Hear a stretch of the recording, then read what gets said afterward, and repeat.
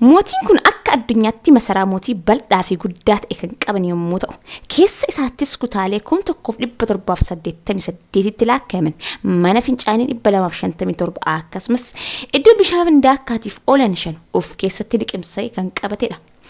Harka fuunee kabajamtoota daawwattoota Akkoo Entertainment nageenyi koo bakka jirtanitti isin qaqqabu. Warroonni maatii Akkoo taatan viidiyochi akka isinitti tolu waan shakkii hin qabneef laayik gochuudhaan eegala. Warroonni haarawaa taatan chaanalii kana subscribe gochuun maatii Akkootti dabalamaa isiniin jecha ceesisa booda wal agarraa turtii gaarii.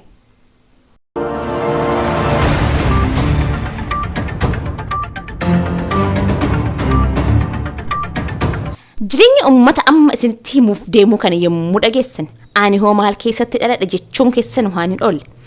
Biyya uummanni sii gibira kafaluudhaaf itti hin dirqamne, biyya uummanni baasii jireenyaatii fi barumsaa isa hin yaachifne, akkasumas biyya pireezidaantiin ishii konkolaataa manaa 7 marfaman tun eenyu?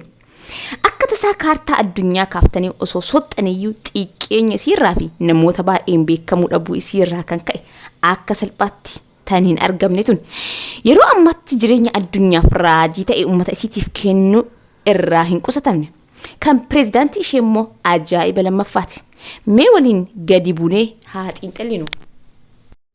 Mootiin Haasan Bulkiyaa bulchiinsa maatii moototaatiin geggeeffamuun dhaalmaa abbaa isaaniirraa argataniin ture biyya Buruniyaa bulchuu kan eegalan. Bara 2019tti Forbes sadarkaa qabeenya mootolee addunyaa baase irratti Haasan Bulkiyaa abbaa qabeenya doolaara biiliyoona 20 olii akka ta'an ibsuun sadarkaa lammaffaa irra kan kaa'an yommuu ta'u, haala narmaraajuun yeroo ammaa kanatti mootiin kun jireenya safuu ilmoo namaatii adda ta'e jira yoo jenne dubbii mi'eessuuf akka hin taane dhuma viidiyoochorraa kan hubattan ta'a. Egaa mootiin kun qabeenya biiliyoonaan lakkaa'amu kan maalirra oolchaa jira? Uummanni hoo akkamiin jiraata? Maddi qabeenya kanaa hoo maali kan jedhu mee bal'inaan haa ilaallu. Tokkoffaa, galii sakandiidhaan galchan. Mootiin Haasan Bulkiyaan sakandii tokko keessatti doolaara Ameerikaa 100 kan galchan yommuu ta'u, kana jechuun haga nuti viidiyoo kana laallee fixnu qofatti doolaara Ameerikaa 60 hojjetaniiru jechuudha. Egaa maaliin akkatti galchu jettanii kan gaafattan yoo ta'e immoo dhuma viidiyoo irratti bal'inaan kan isiniif ibsu ta'a. Lammaffaa, baay'ina manaa qaban. Mootiin kun akka addunyaatti masaraa mootii bal'aa fi guddaa ta'e kan qaban yommuu ta'u, keessa isaattis kutaalee 1788tti laakkaa'aman mana fincaanii 257 akkasumas iddoo bishaan daakkaaf oolan 5 of keessatti liqimsee jira. Kun garuu kan biyya isaan keessatti qofa argamu yommuu ta'u, Ameerikaas dabalatee biyyoota addunyaa garagaraatti manneen 150 oli kan dhuunfatanidha.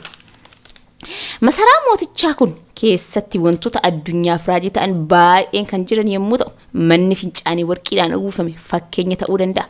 Kun namoota baay'eetti raajii guddaa ta'eera.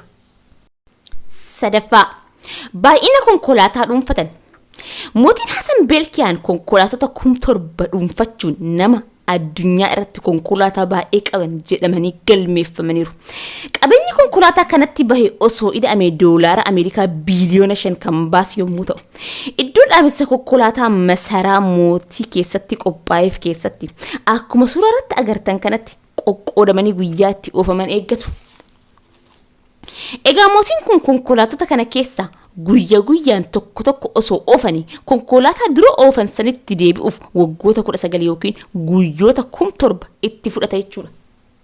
Arfaffaa, xiyyaara qaaloftuu addunyaa keenyaa. Raajii qabeenya isaanii keessaa parsantii 15 iyyuu waan tuqneen fakkaatu. Waan xiyyaara isaanii immoo waan nama kolfisiisus qaba. Mootiin kun xiyyaara dhuunfaa 17 kan qaban yommuu ta'u, hunda keessaa garuu kan adda ta'e xiyyaara qaaloftuu addunyaa kan taate Boeing 747 yoo ta'u, gatiin qaalawaa ittiin bitame caalaa erga bitamtee booda keessaaf ala ishii miidhagsuuf warqiidhaan kan uwwifamte yommuu ta'u, gatiin warqii fi daayimandii irratti miidhagina xiyyaara tanaaf oole kun gatii ittiin bitamte 2 kan deebi'udha. Shanaffaa, nama rifeensa isaanii muru. Kun immoo waa'ee nama rifeensa isaanii muruuti. Biyya kiyya keessaa nama rifeensa koo muruuf madaalu hin arganne kan jedhu mootichi gara Ingiliz nama rifeensa kiyya muruuf madaala jedhe fiduun mursiifata. Kanaanis muraa yeroo tokkootiif doolaara Ameerikaa 21,000 itti kafala. Jaffaa, kabajaa guyyaa dhalotaa. Maatiin kun kabajaa guyyaa dhaloota waggaa 50ffaa isaanii irratti ayyaanichaaf istaadiyeemii guddaa kan ijaarsisan yommuu ta'u, guyyaa kanattis aartistii jaalatamaa yeroo sanii kan ta'e Michael Jackson kafaltii doolaara miiliyoona 17 itti baafameen irratti argamee weellisee ture. Torbaffaa aangoo fi maatii isaanii. Aangoon biyyattii guutumaan guututti maatii kanaan kan dhuunfame yommuu ta'u, ministeera faayinaansii irraa hanga ministeera nageenyaatti maatii kanaan to'atamaniiru. Saddeettaffaa ijoollee isaanii. Mootiin kun haadha warraa sadii irraa ijoollee 5 kan argatan yommuu ta'u, itti aansuun aangoo biyyattii akka dhuunfachuu danda'u kan tilmaamameef Prince Abdul Malik dhiyootti tiriliyoonara addunyaa ta'uu akka malu himamaaf. Kun immoo jaalala kubbaa miilaatiin kan maraate Fakir Bulkiyaa Chelseaf taphataa akka ture himama. Amma gaafii guddaa kan ta'u ummanni hoo maalii fi akkamitti jiraata isa jedhudha. Burnaay ummata 423 lakkaa'aman kan qabdu yommuu ta'u, biyya akka addunyaatti liqii irraa bilisa taatedha. Ummanni kun mootii isaanii hedduu kan jaalatan yommuu ta'u, biyya kana keessatti rakkoo, beela, hiyyummaa wantoonni jedhaman tarii TVdhaan yookiin reediyoodhaan biyya biroo irraa yommuu gabaafamu yoo dhagahan malee waan qaama wal beekan hin fakkaatu. Sababiinsaas biyya kanatti baasii nyaataa, barumsaa akkasumas mana jireenyaa mootummaa waan ilaallatudha. Kana jechuun mataa jiraattota biyyattiitiif oomishni ruuzaa hamma fedhanii raabsamaa fi baasii barumsaa mootummaan itti haa yaadu. Kaafee haafuuti mana jireenyaa yoo barbaaddan iyyannoo galfattan kanaaf hojii mootummaati. Gara konkolaataanis yoo dhufne akka reeshootti yoo shallagne namoota 3 keessaa 2 konkolaataa manaa qabu jechuudha. Jireenya biyya Burnaay quufaan guutamtee fi diinagdeen badhaate tana keessatti galiin isaanii boba'aa uumamaa safaramee hin dhumne irraa yommuu ta'u, gurgurtaan boba'aa guyyaa guyyaan biyyootaaf dhiyeessitu biyya of dandeettee fi diinagdeen badhaate akka taatu godhee ni jira. Akka bu'aattis guyyaa tokkotti boba'aa barmeela 167tti lakkaayamu baasuunii fi gurguruun sekondoota doolaara Ameerikaa 100tti jijjiiruu itti fuftee jirti. Kanaanis biyya namoota baay'een hin beekamne akka biyyoota addunyaa diinagdeedhaan badhaadhanitti garuu sadarkaa 5ffaa qabachuun imala isii itti fuftee jirti. Egaa yeroo hundaa akka jennutti addunyaa kanarratti wanti hin dhagayamin malee wanti hin tahin hin jiru. Mana tokkotti wanti afaan kaayatan dhabamee haati ilmaan ofii dagachiistee raffisuuf akka dinnichaatti dhagaa abiddarra keettee yommuu bilcheessitu. Kun ammoo dunyaa xaarees ta'e dhaalee argate bakka itti naqu dhabaaf warqii godhatan ittiin nyaachuu eegale.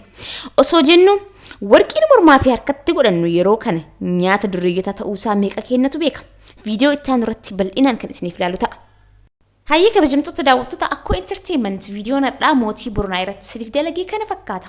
Yaada qabdan koomentii irranaaf kaa'aa, viidiyicha laayik gochuun dagatina, akkasumas chaanalii kanaaf haaroo taatan subscribe gochuudhaan maatii akkootti dabalamaan isiniin jecha viidiyoon itti aanu akka saffisaan isin bira ga'u iddoo bilbilaa irratti cuqaasuu hin dagatina isiniin jedha. Bakka jirtanitti nageenyi keessan isiniif haa baay'atu.